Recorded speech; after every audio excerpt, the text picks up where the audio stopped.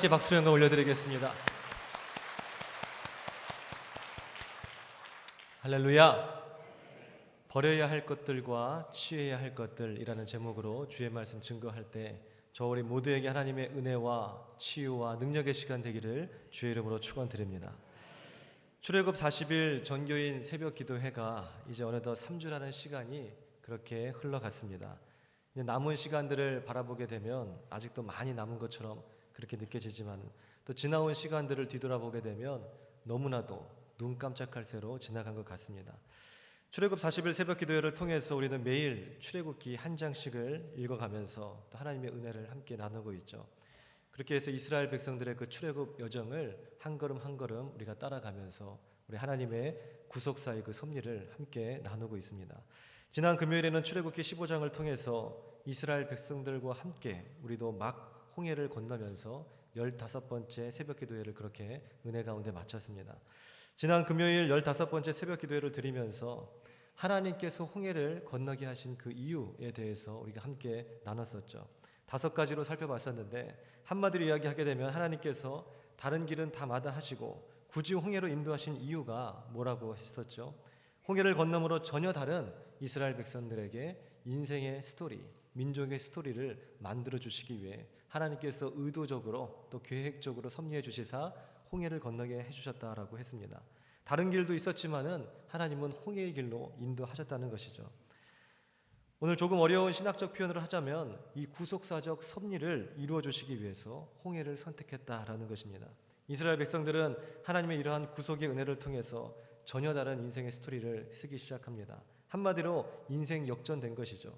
홍해는 애굽과 광야의 단순한 그런 지리적 경계가 아니라 이스라엘의 과거, 현재 그리고 미래를 구분짓는 거대한 분기점이 바로 이 홍해의 사건이 된 것입니다. 마치 역사가 예수 그리스도를 중심으로 BC와 AD로 나뉜 것처럼 이스라엘 백성들은 홍해를 건너므로 그들의 인생과 가족과 민족의 BC와 AD가 완전히 확연하게 나뉘어지게 된 것입니다. 이제는 더 이상 애굽의 노예가 아닌 하나님의 사람들이 된 것입니다. 노예의 신분과 습성과 문화는 애굽에 다 버리고 이제 새 사람으로 완전히 거듭나서 새 사람이 살아야 할 그 법으로 살게 된 것입니다. 그렇게 이스라엘 백성들은 홍해를 건너면서 버릴 것은 다 버리고 또 이제 새롭게 예수 그리스도 안에서 취해야 할 것들은 취하는 그러한 삶이 된 것입니다. 말 그대로 환골탈태하게 된 것이죠. 그렇다면 이 모든 구약의 사건들이 결국 신약의 예수 그리스도를 향해서 귀속되어져 간다는 이 구속사적 관점으로 볼 때 오늘 이 홍해의 사건을 통해서 이스라엘 백성들이 아닌 오늘날 하나님께서 저와 우리 모두에게 하시는 하나님의 그 메시지는 무엇이 되겠습니까? 오늘 이 시점, 이 시간에서 우리가 이스라엘 백성들과 함께 애굽에서 나와서 이제 홍해를 건너 광야의 첫 발을 내딛었죠. 오늘 이 상황 속에서 애굽 안에서 우리가 버려야 할 것들 그리고 이제 새롭게 홍해를 건너고 광야를 바라보면서 취해야 할 것들에 대해서 함께 나누는 것은 굉장히 의미 있는 시간이라고 생각합니다. 오늘 우리가 다시 한번 새롭게 취해야 하고 또 버려야 할 것들, 마음의 각오와 결단을 새롭게 할 수 있는 시간이 되기를 소망합니다. 우리가 출애굽하여 홍해를 건널 때 취하고 버려야 될 것들, 그것은 첫째, 바로의 시간과 하나님의 시간입니다. 다시 말해서 바로의 시간은 버려야 되는 것이고 하나님의 시간은 새롭게 취해야 할 것들로 다가온 것이죠. 오늘 본문의 2절을 보게 되면 하나님은 모세와 아론에게 이렇게 말씀하고 계십니다. 이 달을 너희에게 달의 시작, 곧 해의 첫 달이 되게 하고 라고 그렇게 말씀하고 있죠. 이 달이 무슨 달입니까?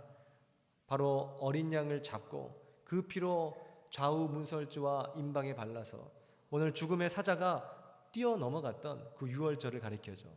오늘 너희가 다시 산 날 이 어린 양의 그 피로 말미암아 죽음의 사자가 너희를 넘어서 뛰어간 바로 그 유월절을 너희의 삶의 새로운 분기점으로 이 달의 첫 시작으로 너희가 삼아라 라는 것입니다.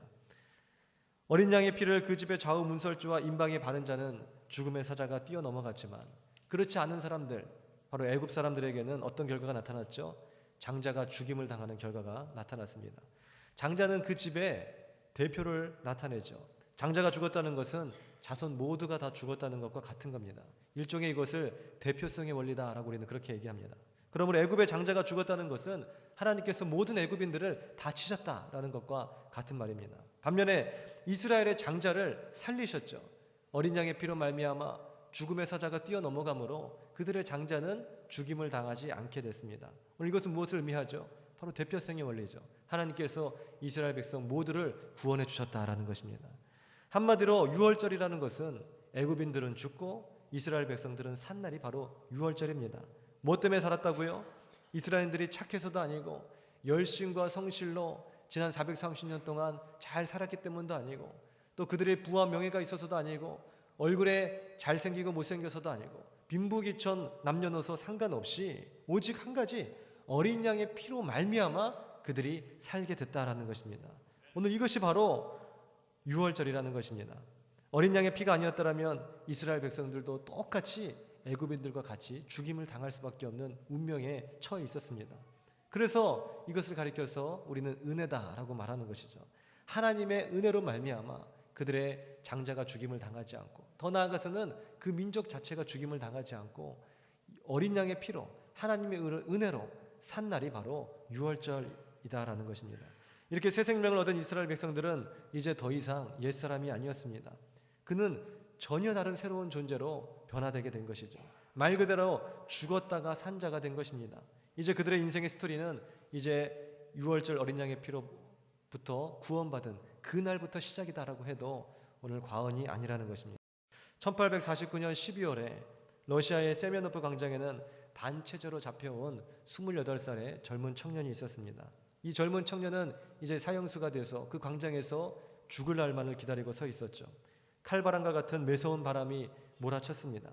그 젊은 사형수에게는 모든 것이 아쉽게만 느껴졌습니다. 이제 이렇게 매서운 칼바람도 차디찬 이 바닥의 감촉도 눈부시도록 아름다운 저 햇살도 이제는 느끼지 못하겠구나. 조금만 더 살 수 있다면, 조금만 더 살 수 있다면 이 인생에 대한 아쉬움과 회한이 아주 물밀듯이 그 청년에게 밀려 들어왔습니다. 그때 사형 집행관이 이제 5분 남았다라고 그렇게 얘기합니다. 젊은 사형수는 이제 마음이 급해졌습니다. 1분 1초라도 놓칠세라 시간을 쪼개서 활용했습니다. 이분은 지난 날들을 회상하고 그리고 사랑하는 가족들을 떠올렸습니다. 인생이 주마등처럼 그 짧은 시간 안에 다 스쳐갔습니다. 그리고 나머지 이분은 이제 함께했던 동료들과 작별의 인사를 나누는 데 썼습니다. 그리고 마지막 1분은 내가 호흡하고 있는 그 순간 동안 느낄 수 있는 모든 것, 저 바람과 차디찬 공기와 저 햇살과 저 나무의 흔들림들과 새의 지저귐 소리들, 오늘 살아서 느낄 수 있는 모든 것을 만끽하고자 그는 큰 숨을 들이쉬는데 오늘 1분을 다 소진해 버렸습니다. 그렇게 5분이라는 시간은 너무나도 짧게 흘러가 버린 것입니다. 이제 드디어 사형을 집행할 시간이 다가왔습니다. 집행관이 사형 준비라고 했을 때 이제 척척 하는 방아쇠를 당기기 위해서 준비하는 이 총구를 겨누는 소리가 들렸습니다. 오늘 식은땀이 흐르기 시작했습니다. 그리고 사형 집행관이 발사라고 외치기 바로 그 직전에 어느 한 병사가 멈추시오, 황제의 정갈이요 라고 하면서 뛰어 달려왔습니다. 내용인즉슨 황제의 사면으로 오늘 이들 사형수가 사형이 아닌 이제 유배가 하는 것으로 결정이 났다라는 그것입니다. 젊은 28세의 청년은 그 순간에 뜨거운 눈물을 흘렸습니다. 이것이 무슨 일인가? 만약 1초라도 늦었더라면 나는 이미 유명을 달리했을 텐데, 똑같은 인생이지만 이제 사형당하기 그 전의 인생과 이제 사면받은 그 이후의 그 인생은 이제 완전히 180도로 달라진 것입니다. 똑같이 칼바람이 불어옵니다. 똑같이 나무들이 바람에 흔들립니다. 똑같이 아름다운 햇살이 비춰집니다. 그러나 사면을 당하고 새 생명을 얻고 새로운 인생이 주어진 그 청년에게는 모든 것이 달라진 것입니다. 매서운 칼바람도 너무너무나 행복합니다. 차디찬 바닥도 그에게는 살아있음을 느끼게 해줍니다. 오늘 바람이 흔들리는 저 나무도 오늘 다시 살게 된 새로운 인생에 대해서 축하하면서 춤추는 것 같고, 저 새의 지저귐 소리도 이 청년만을 향해서 노래 부르는 하나님의 축복처럼 그렇게 느껴졌던 것입니다. 모든 것이 다 감사하게 된 것이죠. 모든 것이 흥분과 기대 속에서 모든 것이 다 긍정적인 삶의 형태로 그 청년에게 다가온 것입니다. 새로운 인생을 살게 된 그 젊은 청년은 그 이후부터 어떤 어려움이 와도 인생을 비관하지 않았다 그래요.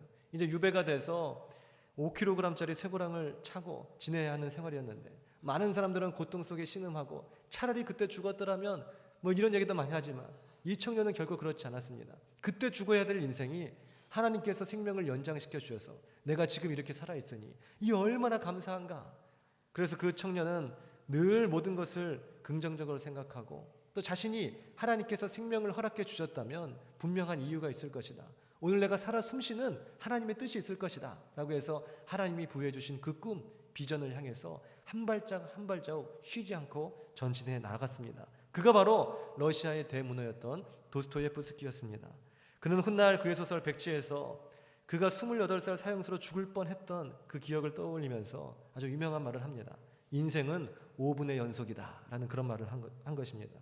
내게 주어진 이 5분만이 내 인생의 전부라는 것이죠.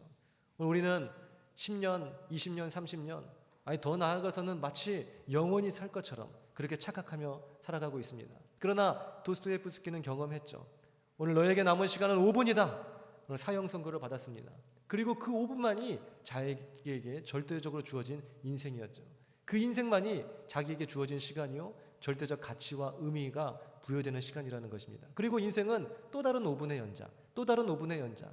내게 주어진 시간이 5분이기 때문에 이 5분의 찰나를 내가 소홀하게 이길 수 없다는 겁니다. 내게 마지막에 주어진 이 5분도 이렇게 귀했는데 내가 어찌 이 5분을 낭비하랴. 오늘 그는 성실하게 또 그 시간들을 의미 있게 귀하게 주님의 영광을 위해서 살았다라는 것입니다. 죽음을 경험했다가 다시 산 그의 인생이 얼마나 이렇게 달라졌나요? 아마도 도스토예프스키한테 당신의 인생을 송두리째 바꿨던 사건은 무엇입니까?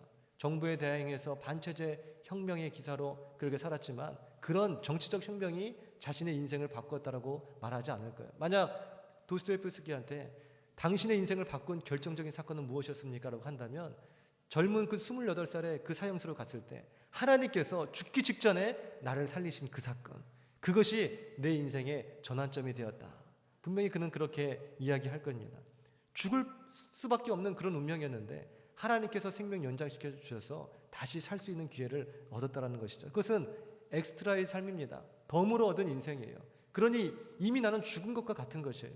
하나님이 주신 선물이니 이것을 하나님을 위해서 사용해야겠다라는 것이죠. 한순간 1분 1초도 낭비할 수 없다. 인생에 주어진 시간은 딱 5분이다. 5분의 연장이 곧 인생이다. 그는 그렇게 이야기한 것입니다.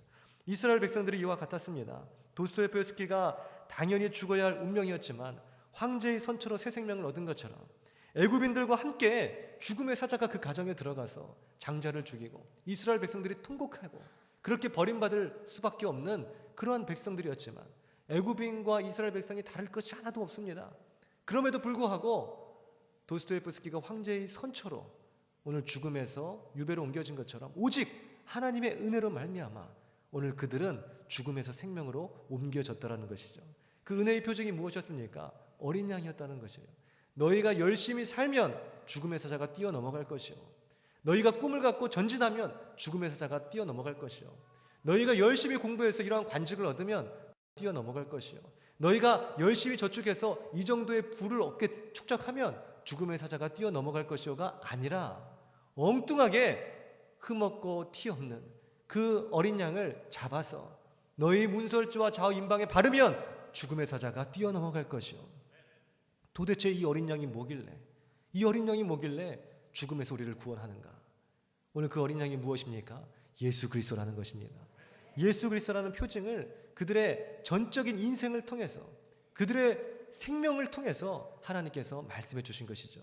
한마디로 말하면 너희의 의가 너희의 잘남이 너희의 생명을 구원한 것이 아니라 전적인 하나님의 은혜가, 그리고 그 은혜는 하나님의 거저 주신 은혜가 아니라 하나님 당신의 생명을 지불하는 대가로 얻는 그 은혜, 어린 양의 피의 대가로 너희가 구원받았다라는 것을 이 유월절을 통해서 말씀해 주신 것입니다. 이제부터는 여기에 정점을 찍어라라는 것이죠. 너희는 이미 죽은 인생이었다. 죽을 수밖에 없는 운명이었다. 그러나 하나님의 은혜로 이 시간 다시 살게 됐으니, 덤으로 얻은 인생이 됐으니 이제는 주를 위해 살아라. 애굽의 시간들은 애굽에 버려버려라. 지금부터는 하나님의 축복의 시간들이다. 오늘 너희가 다시 산 날을, 이 시점을 기점으로 해서 너희는 새 날을 시작하라. 그렇게 말씀하신 겁니다. 그래서 이스라엘 백성들은 그때부터 애굽의 시간들은 통째로 무시해버립니다. 그리고 그들만의 달력을 만들죠. 그리고 6월절을 그 한 달을 아비벌이다 그렇게 칭합니다. 페르시아로 말하게 되면 니산월이다라는 말입니다. 이달은 우리가 현재 쓰고 있는 서기력에 비교해 본다면 약 3월에서 4월 정도 해당되는 날입니다. 그러니 우리가 3, 4월쯤 되게 되면 유대인들은 어떻게 된다고요? 그날이 정월 초 하루날이 되는 거죠. 그날이 1월 1일로 지키는 것이에요. 왜요? 그들은 그들만의 시간이 있으니까요. 이스라엘 백성들은 자기의 하나님이 주신 그 달력을 사용하니까요. 그 1월 1일이 무슨 날이라고요? 바로 죽음에서 건짐을 받은 유월절이라는 것입니다. 바로 그날이 그들이 새 생명을 얻은, 새 인생을 얻은 그날이라는 거예요. 이전 것은 다 지나갔다는 것입니다. 애굽에 다 버리고 나왔다는 것이에요. 오늘부터는, 홍해를 건넌 이후부터는 하나님이 주신 새 날을 살겠다는 그들의 각오와 결단인 것입니다. 그리고 그것을 하나님께서 말씀해 주시고 부여해 주신 것이죠. 오늘 우리 그리스도인들 역시 어린 양의 피로 새롭게 태어난 사람들입니다. 이스라엘 백성들에게 보여주신 오늘 이 유월절 어린 양은 우리가 함께 나눴듯이 바로 예수 그리스도를 가리킵니다. 요한복음 1장 29절에 보게 되면 세례 요한이 예수님을 보고 보라 세상 죄를 지고 가는 하나님의 어린 양이로다, 그렇게 말하고 있죠. 오늘 너희가, 이스라엘 백성들은 그 어린 양에 대한 개념을 이미 유월절부터 다 알고 있었습니다. 어린 양의 그 피로 말미암아 우리가 구속함을 받았고 생명에서 건짐을 받았다. 그래서 세례 요한이 일부러 이스라엘 백성들에게 말하는 거예요. 오늘 너희의 원천적인 죄를 지고 가는, 너희에게 생명을 부여해줄 그 어린 양이 바로 저분이다 라고 예수 그리스도에 대해서 소개한 것이죠. 베드로전서 1장 19절은 예수님을 가리켜 오직 흠없고 점없는 어린 양이다 라고 그렇게 말씀하고 계십니다. 그리고 고린도전서 5장 7절은 좀 더 직접적으로 구체적으로 말합니다. 유월절 어린 양 곧 그리스도께서 희생이 되셨느니라. 이스라엘 백성들이 잡았던 유월절 어린 양이 바로 예수 그리스도임을 직접적으로 오늘 신약 성경에서 말씀하고 있는 것입니다. 실제로 예수님이 갖추셨던 그 최후의 만찬이 바로 언제입니까? 유월절이죠. 이 유월절에게 그들에게 잔을 주시면서 뭐라 그래요? 이것은 죄 사함을 얻게 하려고 많은 사람을 위하여 흘리는 바 나의 피 곧 언약의 피니라 말씀하고 계십니다. 유월절 그 어린 양의 피가 바로 나의 피, 너의 죄 사함을 얻게 하려는 언약의 피다라고 말씀해 주고 계신 것입니다. 이 잔을 받아 먹으라 말씀하고 계시는 것이죠. 그러므로 우리가 성만찬을 진행할 때 예수님의 살을 먹고 예수님의 피를 마시는 행위는 무엇을 가리키는 것이에요? 바로 유월절 어린 양의 그 보혈을 가리키는 겁니다. 그 피로 말미암아 죽음의 사자가 우리의 인생을, 우리의 가정을, 우리의 민족을 뛰어넘는 패스오버하는 것이에요. 유월절이 되는 것입니다. 이스라엘의 유월절은 예수 그리스도 십자가의 그러므로 예표가 된다는 것이죠. 오늘 예수 그리스도의 그 피를 우리 인생의 좌우 문설주와 임방에 바름으로써 우리는 영원한 대속의 구속과 그 구원과 그 은혜를 받았다라는 것입니다. 구약의 유월절 어린 양은 신약의 유월절 어린 양인 예수 그리스도를 통해서 이처럼 온전히 완성된 것입니다. 이러한 관점에서 보면 유월절을 지켜야 구원받는다라고 말하는 하나님의 교회 안상홍 증인회는 말 그대로 이단이라고 말할 수가 있겠죠. 물론 이 거룩한 주일에 이런 것들을 운운하고 싶지는 않습니다. 그러나 이 고강동 이게 또 엄청나게 너무나 많고 이 오정구 지역에 특별히 더 많이 있죠. 그리고 그들이 전도하는 그 특별 방법이 집집마다 방문해서 문 두들겨가지고 오늘 반상에서 나왔습니다. 또 동네 어디서 나왔습니다 하면서 이야기거리를 시작하는데 우리 꼭 크리스찬들에게 빌미를 잡는 것이 바로 유월절 아닙니까? 그래서 성경에는 이 구약에는 유월절을 지키라고 분명히 나와 있는데 당신들은 왜 지키지 않소? 라고 하면서 우리가 분명하게 약간의 성경적인 지식들 이런 부분들이 없다고 한다면 그러한 약점을 이용해서 우리를 헷갈리게 만드는 것이에요. 그리고 구약에는 분명히 나와 있거든요. 유월절 이 규례를 대대로 지키라. 그럼 그것은 무엇입니까? 오늘 구약은 구약 자체로 보면 안 되는 것이고 반드시 신약의 빛으로 우리가 이해를 해야 되는 것입니다. 그래서 바울은 이 구약을 가리켜서 그림자다. 그리고 몽한 선생이다라고 그렇게 얘기했습니다. 그 얘기는 무엇을 의미하는 것이죠? 그러니 실체를 보여주기 위한 하나의 모델이고 장치다라는 것입니다. 그래서 우리는 구약이라는 모델, 실체를 의미하고자 하는 하나님의 상징적 의미를 통해서 이제 다가올 신약의 그 빛, 예수 그리스도를 더욱더 선명하게 이해할 수 있게 되더라는 것이죠. 오늘 우리는 믿음 안에서 보면 어때요? 유월절의 어린 양의 피가 예수 그리스도 보혈의 피라는 것을 금방 이해하게 되잖아요. 믿음의 눈으로 보니까 이렇게 이해할 수 있는 것입니다. 유월절은 하나의 모델이고 그림자에 불과한 것이에요. 근데 그 유월절을 지키고자 왜 안 지키냐고 하면 그게 무슨 엉뚱한 소리입니까? 마치 오늘 바울이 그것은 그림자와 같다고 했는데, 오늘 남편이 있고 아내가 있습니다. 그러면 남편하고 서로 직접 보고 대화하고 같이 밥 먹고 또 같이 키스하고 이래야 되는데 맨 그림자하고만 자꾸 대화하려고 그래요. 그림자하고만 밥 먹으려고 그러고 그림자하고만 뽀뽀하고, 그러면은 아내가 남편이 얼마나 황당하겠어요. 여보 왜 그래? 나야, 나 여기 있어. 아니야, 당신은 아니야. 당신은 아무것도 아니야. 이 그림자가 당신이야. 그림자 여보 나왔어요. 그러면 그 사람은 정신병자겠죠. 영적인 정신병자가 돼버리는 겁니다. 예수 그리스도 그 피로 말미암아 우리를 구속해 주셨는데 여전히 어린 양 잡으려고 그래요. 여전히 구약의 유월절을 따르려고 그래요. 그것은 얼마나 어리석은 일이냐라는 것이에요. 그리고 그들은 또 한 단계 더 나아가서 더 어리숙한 소리를 합니다. 그 놀라운 영적 비밀을 깨닫게 해준 분이 바로 안상홍 님입니다. 그래서 그 안상홍 님이 사실 재림 예수고 우리 한국 땅에 이렇게 오셔가지고 우리에게 영안을 열어주셨다. 그래서 안상홍 님을 믿는 자가 구원받는다라고 결국 그렇게 귀결되는, 이제 교주로 가게 되는 아주 실질적인 그런 이단이 돼버리고 마는 것이죠. 근데 이렇게 너무나도 황당무계한 이런 교리와 또 이러한 실체를 갖고 있는 이단 집단에 더 나아가서 우리 그리스도인들이 현혹되더라는 것입니다. 우리도 헷갈려 한다는 것이에요. 우리는 더 이상 그렇게 헷갈려 하거나 현혹돼서는 안 되겠어요. 너무나도 황당한 실체를 놔두고 그림자하고 대화하고 그림자하고 밥 먹는 것과 같기 때문에 그런 것입니다. 오늘 우리는 유월절 어린 양의 피, 다시 말하면 예수 그리스도의 피로 거듭난 사람들입니다. 오직 예수 그리스도의 피만이 죽음의 사자가 뛰어넘는 영원한 생명으로 가는 길인 줄 믿습니다. 그러므로 애굽의 날들은 우리가 다 버려야 되겠죠. 옛사람은 다 버려야 되는 것입니다.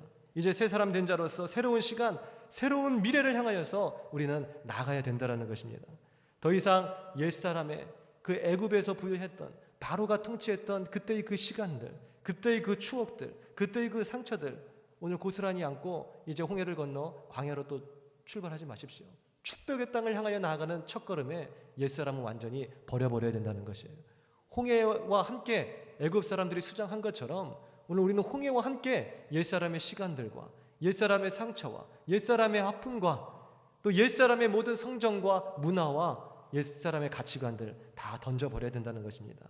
애굽의 시간들은 가고 오늘 이제 하나님의 시간이 나를 지배하고 통치해야 된다는 것이죠. 고린도후서 5장 17절에 그런즉 누구든지 그리스도 안에 있으면 새로운 피조물이라 보라 이전 것은 지나갔으니 새 것이 되었도다. 할렐루야. 홍해를 건너므로써 오늘 새롭게 하나님께서 부여해 주신 그 취해야 될 것은 하나님이 부여해 주신 새날인 것입니다. 이전 것은 다 지나간 것입니다. 이제 새날이 된 것이에요. 이것이 바로 출애굽의 영적 의미입니다. 우리가 출애굽해서 홍해를 건너 이제 광야의 첫 발을 내딛죠.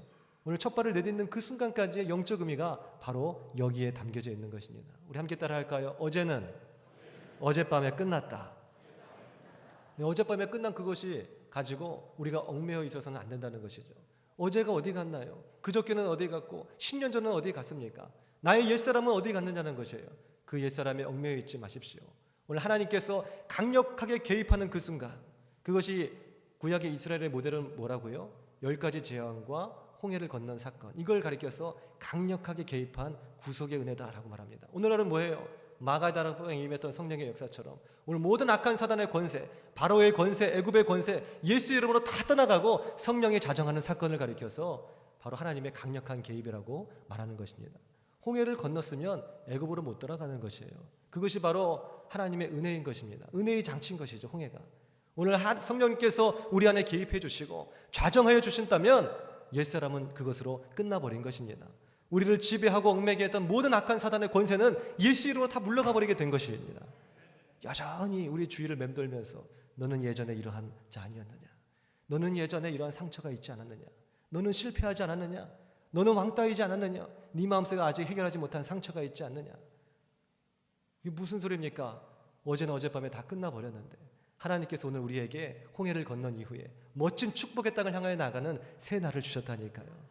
그리고 이스라엘 백성들에게 의도적으로 말씀하시기를 이전 것은 다 지나갔다. 오늘 이 시간 이후부터 너희는 이 날을 새 날로 규정하고 이 날을 너희의 시작점으로 규정하라. 그게 이스라엘의 달력 아비벌, 니산월 시작달이 되더라는 것입니다. 두 번째, 우리가 취해야 할 것, 버려야 할 것은 유교병을 버리고 무교병과 쓴나물을 취해야 됩니다. 유교병이라는 것은 누룩을 통해 발효시켜 만든 빵을 유교병이라고 말하고, 무교병이라는 것은 누룩을 넣지 않고 만든 빵을 바로 무교병이라고 말합니다. 무교병에는 아무런 첨가물이 들어가 있지 않기 때문에 순수함을 나타내죠. 성경적으로 거룩함을 상징하고 있는 것입니다. 유교병은 누룩이라는 외부 첨가물이 들어와서 그 빵을 부풀게 하죠. 무엇을 의미합니까?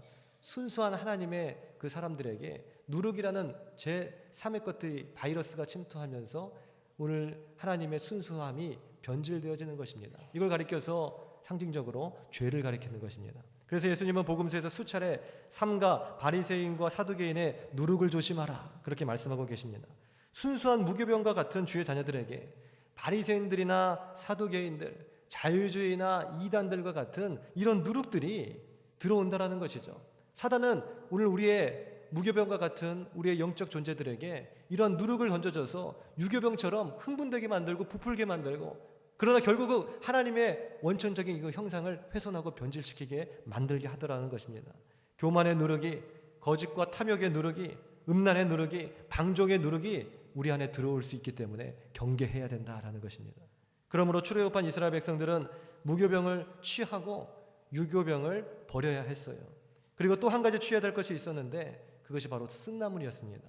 쓴나물이란 말 그대로 쓴나물입니다. 누가 맛있는 나물을 먹고 싶지 누가 쓴나물 먹고 싶겠어요? 하나님은 의도적으로 이스라엘 백성들이 이 쓴나물을 먹게 하심으로 오늘 이 죄의 쑥과 같은 그런 고통, 그 맛을 알게 하신 것입니다. 그리고 동시에 이제는 쓴나물을 더 이상 먹지 않아도 되는 하나님의 은혜를 기억하라. 너희가 어린 양의 보혈의 피로 이제는 죄의 쓰디쓴 아픔과 고통, 두려움과 근심과 걱정, 더 나아가서 이 사망의 권세가 너희를 더 이상 지배하지 않을 것이라는 것을 잊지 말고 기억하라 라는 의미에서 이 쓴나물을 먹게 하신 것입니다. 동시에 의도적으로 쓴나물을 먹는다는 것은 이제는 나의 법이 아닌 하나님의 법이 내 인생을 장악한다라는 것을 의미합니다. 출애굽한 이후부터는 이제 우리가 홍해를 건너서 축복의 땅을 향하여서 나아가는 첫걸음은 무엇이라고요? 나의 법이 아닌 하나님의 법이 내 인생을 지배한다라는 것입니다. 맛있는 나물을 먹는 것은 내가 먹고 싶어서 먹는 것이에요. 여기서 우리가 예를 들어서 뷔페에 간다라고 했을 때 막 마음의 결단을 하고 허리에 띠를 띠고 신발에 신을 신고 지팡이 쥐고 우리는 다 같이 가서 뷔페 먹어야 된다라고 하면서 그런 각오와 결단을 하면서 가시는 분 없잖아요.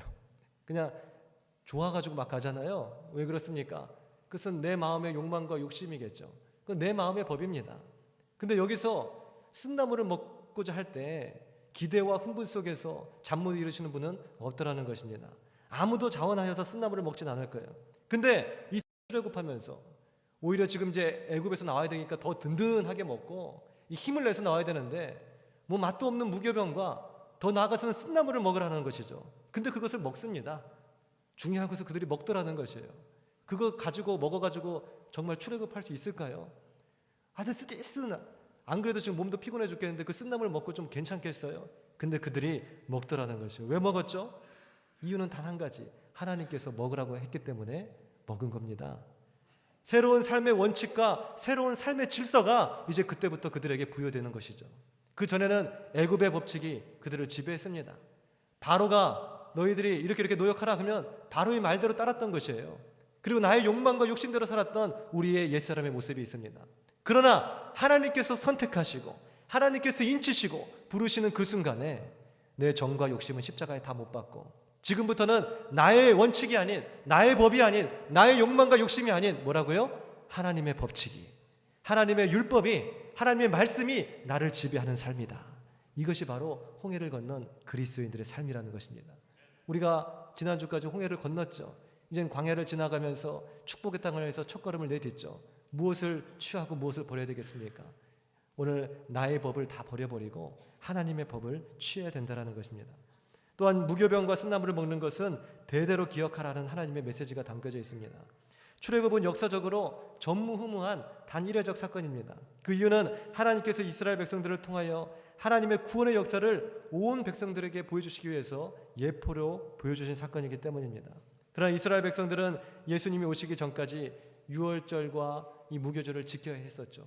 출애굽은 한 번에 끝났지만 오늘 하나님께서 부여해 주신 이 유월절과 무교절은 바로 예수님이 오시는 그때까지 매년 반복해서 짓게 되는 것이었어요. 그러니까 출애굽할 때만 무교병과 쓴나물 먹은 것이 아니라 오늘 그들은 매년 무교병과 쓴나물을 이 유월절에 먹어야 됐다라는 것입니다. 그 이유는 무엇이에요? 출애굽하지도 않는데 왜 맛도 없는 무교병과 쓴나물을 계속해서 먹어야 되는 것이죠. 결국 그것은 기억하라라는 것입니다. 오늘 하나님이 우리에게 부여해 주신 이스라엘 백성들에게 출애굽하게 한 그 홍해는 전무후무한 단 이례적 사건입니다. 하나님이 나를 인치시고 부르시고 은혜 주시고 구원해 주신 그 능력의 은혜의 역사는 우리 인생에서 단 이례적인 사건이라는 것이에요. 오늘 우리가 구원 받았다가 내일은 또 구원 안 받고 또 기분 좋으면 또 받고 기분 나쁘면 버려버리는 것이 아니라는 것이에요. 홍해 건너면 끝이라는 것입니다. 하나님이 인치시고 택하시면 끝이라는 겁니다. 믿으십니까? 구원의 은혜는 단 이례적 사건이에요. 그러나 중요한 것은 뭐라고요? 은혜는 지속되어야 된다라는 것이에요. 그 구원의 사건을 잊어버려서는 안 된다는 것입니다. 구원의 능력을 밥 먹듯이 까먹어버리면 안 된다는 것이에요. 출애굽은 이례적 사건이지만 너희는 이 출애굽을 영원히 대대로 기억하라라는 것입니다. 가족들끼리 둘러앉아서 무교병 먹고 쓴나물 먹어서 뭔 얘기하겠어요? 엄마, 이 무교병 왜 먹어? 이 쓴나물 왜 먹어? 아, 그때 출애굽할 때 하나님이 이렇게 바로 하나님의 구원의 스토리가, 능력의 스토리가 펼쳐지지 않겠어요? 우리가 가정 예배를 드리면서 왜 예배 드려야 돼? 이 말씀이 무슨 말이야? 벌써 하나님의 그 구원의 스토리가, 은혜와 능력의 스토리가 가정 가운데 펼쳐지지 않겠어요? 오늘 우리는 무교병과 쓴나물 우리는 먹어야 되는 것입니다. 날마다 지속적으로 은혜를 체험해야 되는 것이고 오늘 하나님께 드리는 이 예배를 소홀하게 생각하면 안 되는 것이고 오늘 모든 공예배 철저히 지켜나가면서 절대 그 은혜를 잊지 않기 위해서 우리가 마음의 각오와 결단을 해야 된다는 것이죠. 결론입니다. 출애굽한다는 것은 버릴 것은 버리고 취할 것은 취해야 한다는 것을 의미합니다. 이는 새 사람이 되었기 때문이고 새 사람이 사는 법대로 살아야 되기 때문입니다. 새 사람의 법이란 바로 하나님의 법을 말하겠죠. 옛사람의 성정과 습관과 재성이 아닌 하나님의 법대로 사는 삶을 가리킵니다. 오늘 이 시간에 나는 예수님과 함께 십자가에 죽었고 나는 예수님과 함께 다시 살았다라는 이제 출애굽을 이 홍해를 정점으로 해서 옛사람의 모든 나의 성정과 모든 문화와 가치관은 다 죽고 이제 하나님의 시간이 하나님의 법이 나를 지배한다라는 그런 위대한 신앙의 고백 그리고 또한 그러한 위대한 결단으로 내일부터 다시 우리가 축복의 땅을 향하여서 우리가 이스라엘 백성들과 함께 그 구속사적인 여행을 떠나기를 소망합니다. 네, 기도드리겠습니다. 아버지 하나님, 이 시간에 우리가 영적 출애굽을 했습니다. 출애굽하면서 애굽의 나의 모든 옛 시간들을 다 버려버렸습니다. 나의 육체적 소욕과 내 정과 욕심 다 버려버렸습니다. 옛사람의 가치관과 문화들, 습성들, 전통들 다 버려버렸습니다. 술 마시고 담배 피고 술 취하고 방탕하고 제사 지내고 모든 세속의 문화들 다 던져버렸습니다. 오늘 이날부터 시작입니다. 새 생명을 얻었습니다. 주께서 덤으로 주신 삶입니다. 얼마나 은혜로운 시간입니까? 주님은 우리에게 정점을 찍으라고 말씀하십니다. 그것이 출애굽한 이후에 광야로 가야 할 첫걸음이라고 말씀하고 계십니다. 오늘 3주간의 출애굽 새벽 기도회가 끝났습니다. 이제는 내일부터 4주 다시 시작합니다. 홍해를 건너고 축복의 땅을 향하여 걷는 그 첫걸음 위에 우리 온 성도님들에게 하늘의 한량없는 은혜와 축복이 넘치게 도와주시옵소서. 모든 영광 주님께 올려드리며 예수님의 이름으로 기도드렸사옵나이다. 아멘.